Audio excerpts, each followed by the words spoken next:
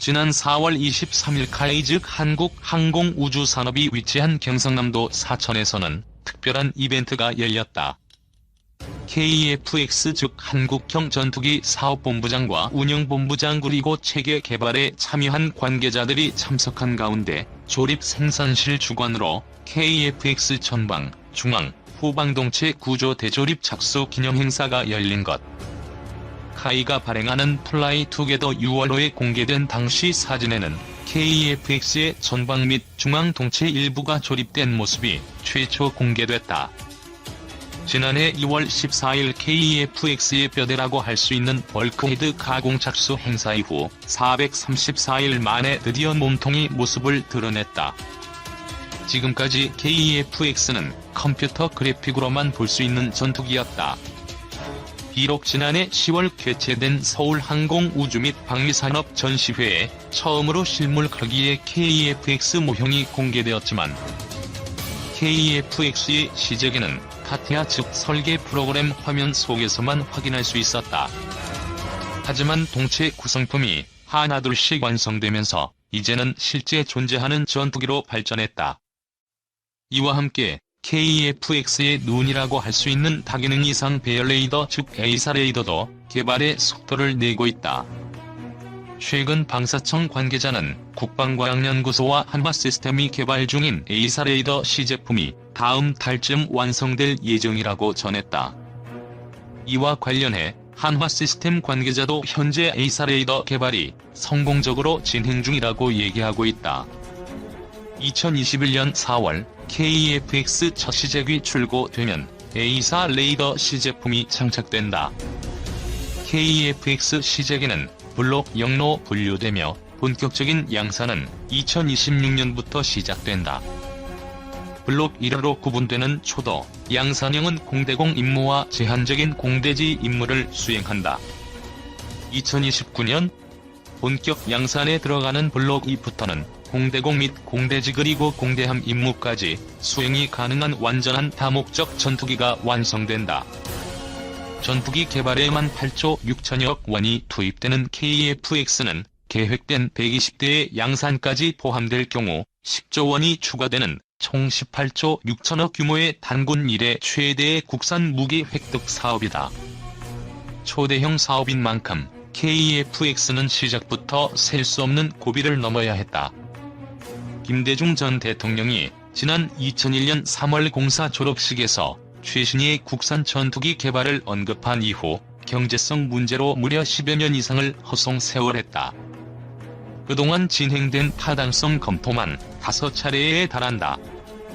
여기에 더해 2015년엔 우리 공군이 F-35E 스텔스 전투기를 도입하면서 우리나라에 제공하기로 한 25개 기술, 가운데 에이사 레이더 등 4가지를 미 정부가 거부하면서 KF-X는 다시 한번 위기에 빠졌었다. 그럼에도 불구하고 KF-X는 현재 예정된 시간표대로 정상 순항 중이다. 방위사업청은 9월 3일 한국항공우주산업 주식회사가 이번 최종 조립 개시는 제작이 완료된 전방동체, 주날개 및 중앙동체, 후방동체 등 기체의 각 주요 구성품을 결합함으로써 이제 한국형 전투기의 실체를 현실화시킴을 의미한다. 지난 8월에는 개발 성공의 우려가 컸던 AESA 레이더 시제품을 성공적으로 출고하는 등 KF-X 체계 개발 사업은 차질 없이 순항 중에 있다. 정광선 방사청 한국형 전투기 사업단장은 최근 코로나-19의 세계적인 확산 추세에도 불구하고 모든 것이 계획대로 진행되고 있으며 내년 상반기에는 KF-X의 실제 모습을 국민들께 공개할 수 있을 것이다라고 말했다. 안현호 한국항공우주산업사장은 빈틈없고 완벽한 KF-X의 성공적 개발을 위해 대한민국의 염원을 담아 전 구성원이 혼신의 노력을 기울일 것이며 KF-X 사업을 통해 자주 국방력을 강화하고 국내 항공산업을 발전시키는 계기로 만들겠다. 라고 강조했다. KF-X 시제 1호기는 내년 상반기에 일반에 공개된 후 약 5년간의 지상시험 및 비행시험 등의 시험 과정을 거쳐 26년까지 개발을 완료할 예정이다. 최종 조립 착수로군요. 기본 외형 틀 골조 제작은 마무리한 것 같네요. 저기에 항전 장비 하나, 둘 장착하고 지상시험 들어가겠죠. 계획보다 7개월 앞당겨졌다는 건 그만큼 개발자, 연구자분들의 노고가 이로 헤아릴 수 없을 지경이라는 것과 KEFX를 좀 더 안정적으로 개발한 수 있는 기간을 확보했다는 얘기입니다. 이번 중간 단계 영상은 KEFX가 한참 제작 중으로 이상 없이 진행 중이라는 걸 대외적으로 알리는 목적 같습니다. 첫 번째 타겟은 꾸준히 KEFX를 지지하고 염원하는 대한민국 국민과 공군 일동을 위한 KEFX 개발 이상물을 알리는 알림일 것입니다. 지금까지의 지지세가 흔들리지 않기를 바라는 마음이 있을 겁니다. 아무래도 국민 여론이 긍정적이어야 국회 정책 통과, 예산 심사가 훨씬 수월할 테니까요. 두 번째 타겟은 아무래도 인리가 아닌가 합니다. 꾸준히 흔들리던 인리, 국회가 KEFX 추진을 강조하면서 인리 기술진을 다시 보냈고 거의 같은 시기에 분담금 1,000억 정도 냈다고 합니다. 나머지 분담금은 자연 같은 걸로 협상을 하려는 건지 아니면 추가 분담금이 인리 국회를 통과하지 못하고 있는 건지 모르겠지만 인리 반응은 AESA 레이더 개발 소식과 함께 꽤 적극적으로 바뀌고 있는 것 같습니다. 거기에 쐐기를 박으려는 거죠. 그리고 국내에서 꾸준히 인리 방출과 반대를 외치는 목소리가 도리어 인리를 자극했을 수도 있죠. 이러다가 한국이 정말로 자기들 방출하고 다른 나라와 협력 연계할 수도 있겠구나. 자기들이 없어도 KEFX 생산에는 차질이 없겠구나. 나중에 부랴부랴 구매하느니 지금 고분고분 협력해서 뭐 하나라도 알아가자. 뭐 그런 게 아닌가 합니다. 세 번째 타겟은 국내 KEFX 반대 언론, 유튜버들을 향한 것 같습니다. 그들이 누누이 해왔던 얘기가 KEFX는 페이퍼 기체다. 실패를 감당하는 것보다 F-35 물량 구매가 훨씬 싸다. KEFX 예산으로 F-35를 더 구매하자. 그거였죠. 그런데 이번 코로나 사태로 세계 곳곳의 국방 예산들이 코로나 예산으로 바뀌었습니다. F-35 수출이 원활하지 않은 것은 물론이거니와 조립 공장도 순조롭지 않습니다. 그 덕에 하락하던 F-35 가격 사정은 반등했습니다. 덩달아 F-35 유지비도 상승할 것으로 보입니다. 안 그래도 비싸다고 말 많던 그 F-35 유지비 말이죠. 그리고 미국에서 해외로 수출하는 기체들은 레이더든 뭐든 다운그레이드라는 거 다들 아시죠? 그걸 업그레이드 시키려 해도 그때마다 승인을 받아야 할 것이고 돈은 돈대로 나갈 것이고 우리나라가 아닌 해외에서 할 테니 헐기러지는 업그레이드 기간 동안 전력 누수도 감당해야 하죠. 그런데 KEFX는 모든 면에서 시작은 고만고만할지라도 업그레이드가 수월하게 진행될 겁니다. 공군이 KEFX에 사활을 걸었기 때문입니다. 미국이 기술 전수를 거부해 아예 처음부터 우리 기술로 개발한 다기능 이상 배열 레이더가 이르면 이달 출고식을 갖고 모습을 드러냅니다. AESA 레이더는 1000개의 모듈로 표적을 탐지하는 전투기의 눈 역할을 하는 것으로 현재 개발 중인 차세대 한국형 전투기의 핵심 장비로 꼽힙니다. 한국항공우주산업은 최근 KEFX의 전방과 중앙 동체 뼈대인 벌크헤드, 좌우로 뻗은 큰 날개인 주익을 조립하는 모습을 공개했습니다. 이제 KEFX 시제기 개발에 본격적인 막을 올리겠다는 겁니다. 만약 예정대로 개발이 이루어진다면 우리는 내년 상반기쯤 시제기 1호기를 볼 수 있게 됩니다. 방위사업청은 최근 카이와 전술 입문용 훈련기 2차 사업으로 국산 TA-50 블록이 20대와 군수지원 체계를 도입하는 계약을 맺었습니다. 외국산 훈련기를 사용했을 때가 언제였는지 까마득한 기억으로 남았을 정도로 국산 훈련기의 위력은 높아졌습니다. 결과만 얘기하니 쉬워 보이지만 사실 국산 전투기 개발 과정은 무척 험난했습니다. 심지어 한국책연구기관은 2013년 국회 토론회에서 국내 개발 방안이 해외 구매 대비 2배의 고비용이 소요된다. 잘못되면 정부 신뢰도가 엄청나게 추락할 수 있다며 KF-X 개발을 대놓고 반대하기도 했습니다. 공장에서 T-50 고등훈련기를 조립하고 있는 모습. 한국항공우주산업 제공. 외국에서 개발한 완제품 가격이 훨씬 싼 것은 맞습니다. 기술 개발 대신 그냥 외국산 전투기를 사오는 것이 효율적 선택일 수 있습니다. 그런데 놀랍게도 공군은 반대 의견을 냈습니다. 당시 송택환 공군본부 준장은 토론회에서 국산 전투기를 개발하면 개조와 개발이 쉽고 신속한 군수 지원이 가능한 데다 운영비도 줄일 수 있다. 국내 항공산업 활성화도 가능하다고 반박했습니다. 그러면서 논쟁을 중단하고 국내 개발로 당장 추진해야 한다고 호소했습니다. 시간이 흘러 우리는 올해와 내년 그 중간 결과물을 보게 됩니다. 저는 궁금했습니다. 국산 전투기 개발을 원하는 공군의 신뢰는 어디에서 왔을까?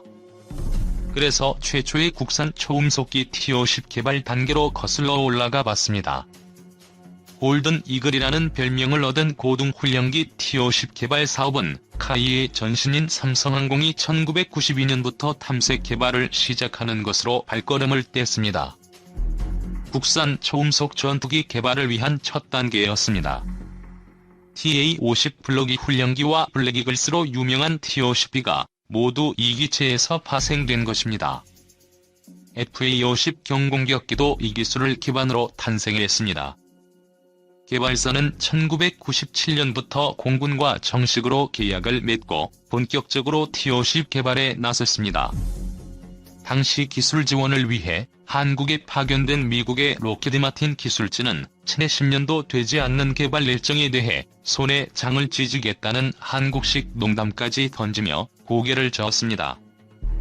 예산을 더 확보하든지 인원을 대폭 충원하지 않으면 일정을 맞출 수 없다고 호언장담했습니다. 1997년 IMF 외환 위기가 덮쳤습니다. 1달러당 900원이던 환율이 1개월 만에 2,000원으로 올라 개발 비용이 폭증했습니다. 나라가 흔들리는 상황이어서 연구팀은 알아서 위기를 극복해야 했습니다. 당시엔 모든 항공기 제조사가 실물 모형부터 설계했습니다. 그런데 연구팀은 세계 최초로 3차원 컴퓨터 설계 프로그램을 설계 전 과정에 적용해 실물 모형 제작 과정을 생략했습니다. T-50 고등훈련기로 고등비행 교육 과정을 진행하는 모습. 한국항공우주산업 제공. 참관 차방문한 미국 보잉 관계자는 CATIA를 만든 다소보다 더 CATIA를 잘 활용하는 것 같다고 평가했습니다. 그렇게 해서 설계의 8개월이 줄었습니다. 개발팀은 모든 휴일을 반납하고 월화수목금금금 근무했습니다. 명절도 예외가 아니었습니다. 그 과정에 연구원 2명이 안타깝게 과로로 순직했습니다. 이런 일화도 있습니다. 어느 날 설계 점검 조회를 하고 있는데 갑자기 젊은 팀원의 코에서 코피가 흘러나왔습니다. 그들은 코딱지 파느냐? 고웃어 넘기고 대수롭지 않은 척 했습니다. 하지만 동료가 보지 않는 곳에서는 눈물을 흘렸다고 합니다. 한 연구원은 몸이 아파도 쉬는 사람이 없었다. 누구에게 잘 보이려고 그런 것은 결코 아니었다. 그저 한 명이 빠지면 더 힘들 동료 생각밖에 없었다고 토로했습니다. 극도의 긴장과 정신적인 스트레스 때문에 정신병원에 입원한 이도 있었습니다. 착륙장치를 공급한 프랑스 개발사는 철야 근무를 당연하게 생각하는 한국 연구팀에 시달려 사직서를 쓴 인원이 속출하기도 했습니다. 양사 기술팀은 회사 앞 나무에 목을 매일 각오로 납기를 맞추겠다는 지금은 상상조차 할 수 없는 과격한 다짐까지 했습니다. 2월부터 500여 원을 들여 개발 중인 KUH-1E는 기존 수리온 항공전자 체계가 미국 연방항공청이 인증한 통합형 터치스크린 방식의 시스템으로 바뀐다. 이번 전시회에는 해외 바이어들의 다양한 요구를 고려해 각종 무기를 탑재해 실용성을 강조했다. 실물 모형이 처음 공개된 한국형 전투기도 전시회를 통해 공개됐다. KF-X 사업을 주관하는 카이에 따르면 이 전투기의 최대 추력은 44,000파운드, 항속거리는 2,900km, 최대 속도는 마하 1.81이다. 또 최대 탑재량은 7,700kg에 달하고 최대 이륙 중량은 25,600kg이다. 또한 최신 항전 장비와 능동 전자 주사식 위상 배열 레이더와 최신 센서 등을 탑재했고 고기동 성능을 갖추고 있다. 무장으로는 단거리 공대공 미사일인 독일제 아이리스-T와 중거리 공대공 미사일 미티어, 지상 정밀 폭격이 가능한 BLU-109 레이저 유도 폭탄 등의 공대지 미사일을 탑재한다. 또 현재 개발 중인 장거리 공대지 유도무기 무장도 가능하다. 군 장병들의 개인 전투력을 향상시킬 수 있는 첨단 기술과 차세대 개인 및 공용화기도 공개됐다. LIG 넥스1은 국산 아이언맨의 기반이 될 근력 증강 로봇을 공개했다. 웨어러블 로봇 방식으로 5kg 정도 무게의 기기를 옷 위에 착용하면 30kg에 달하는 물건도 손쉽게 들어 올릴 수 있다. 13kg 정도의 유압 파워팩을 장착한 기기를 착용하면 더 큰 힘을 발휘할 수 있다. 실제 육군 공병부대에 시범 운영한 결과 25% 정도의 체력 부담 저하 효과를 낸 것으로 알려졌다. 근력 증강 로봇은 미래 보병 체계의 핵심 기술로 꼽힌다. 착용 로봇 기술은 향후 군수 분야뿐만 아니라 소방, 재활 의료 분야, 실버 산업, 농산업 등에도 파급 효과가 클 것으로 기대된다. 현대위아는 전시회에서 81mm 박격포 1을 주력 제품으로 내세웠다. 현대위아의 81mm 박격포는 사격 지휘를 자동화한 것이 가장 큰 특징이다. 기존의 쌍완경을 이용해 표적을 수동으로 겨냥하던 방식을 자동 관측 방식으로 바꿨다. 무게를 대폭 줄이는데도 성공했다. 급변하는 전시 상황에서 첨단 소재를 이용해 무게를 기존 박격포 대비 약 20% 줄였다. 국산 소총 K 시리즈를 개발한 S&T 모티브는 38년 만에 K1A 기관단 총이 후속 모델을 선보였다. 기관단 총은 군대 지원화기인 경기관 총과는 다른 개인화기다. 베테랑이나 시가전 등의 특수작전을 위한 용도로 개발됐다. 기존 K1A 기관단 총이 노후화에 따라 개발을 시작했다. 세계적인 소총 개발의 추세에 발맞춘 모듈화가 특징이다. 총기의 각 구성품들이 독립적이라는 얘기다. 또한 K3 경기관 총의 후속화기도 선보였다. K15로 명명된 이 총기는 주야간 조준장치와 통합돼 원거리 정밀집 부대 등 지역 표적을 제압할 수 있다. 미래 개인 전투체계인 워리어 플랫폼과 연동할 수도 있고 총열을 빠르게 교체할 수 있다. 개머리판은 병사의 신체 조건에 따라 길이도 조절할 수 있다. S&T 모티브가 개발 중인 신형 K 시리즈 기관단 총. 이들 제품뿐만 아니라 2020년대에는 새로운 국산 무기 체계가 다수 나올 예정이다. 우선 소형 무장 헬기 사업은 2022년까지 개발을 마무리할 예정이다. 또한 LAH의 주력 무장으로 사용될 천검도 2025년 개발이 완료될 예정이다.